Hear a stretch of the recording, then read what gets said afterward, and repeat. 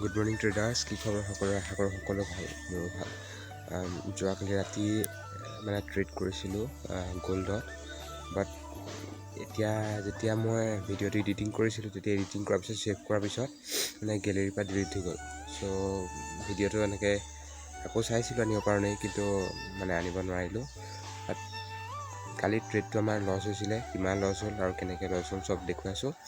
আৰু বহুদিন ধৰি ভিডিঅ' দিব পৰা নাই। ইয়াৰ কাৰণটো হ'ল যে আমাৰ মানে ঘৰৰ মাটি পেলাই আছোঁ, এতিয়া ঘৰৰ কাম চলি আছে মানে তাত মাটি পেলাই আছোঁ। চ' সেইকাৰণে মানে ভিডিঅ' দিব পৰা নাই ইমান সোনকালে।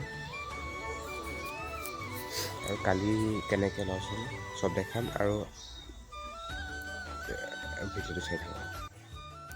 যোৱাকালি মাৰ্কেট যেতিয়া এই আপলৈকে গৈছিল, আপৰ পৰা মাৰ্কেট ডাউনত আহিল আৰু ইয়াতে মাৰ্কেট মানে লটকি থকাৰ কাৰণে আমাৰ মানে ছেটআপ নবনায়, ডাউন ট্ৰেণ্ড অকণমান ডাউন ট্ৰেণ্ডৰ পিছত এনেকৈ ইয়াত এই যোনডাল আমাৰ ৰেজিষ্টেঞ্চডাল মাৰ্কেটে ব্ৰেক কৰিব পৰা নাছিল, আৰু ব্ৰেক নকৰা দেখি আমি ইয়াত ট্ৰেড লোৱা নাছিলোঁ।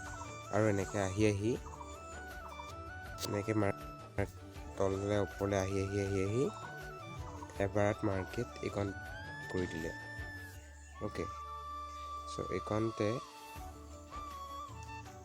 এইকণতে মাৰ্কেটে ব্ৰেক কৰা দেখি আমি ইয়াতে ধুনীয়াকৈ পজিশ্যন লৈ ল'লোঁ, আপছাইডত পজিশ্যন ল'লোঁ। আমি কৈছিলোঁ যে আগতে মাৰ্কেটে এই লেভেললৈকে গৈছিলে, এইকণলৈকে। চ' আমি ইয়াত ধুনীয়াকৈ টাৰ্গেট দি দিলোঁ, আৰু ইয়াত এইকণলৈকে দি দিলোঁ। মানে আমাৰ যোনডাল ৰেজিষ্টেঞ্চ, আমাৰ যোনডাল এতিয়া ছাপোৰ্ট হ'ল, ছাপোৰ্টৰ তললৈকে আমি ধুনীয়াকৈ মানে দি দিলোঁ আমাৰ ষ্টপ লছ।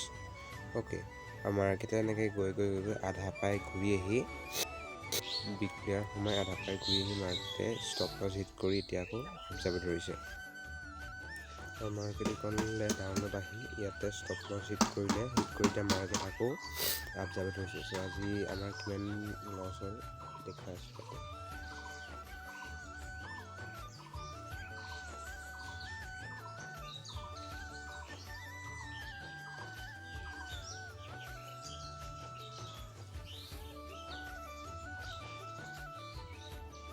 আজি আমাৰ 38 USD আজি আমাৰ ফাণ্ডিং পিপছৰ ট্ৰেডিং ডে 7। চ' আজি আমাৰ $38 লছ হ'ল। চ' আজি ভিডিঅ'টো মানে থেংক ইউ।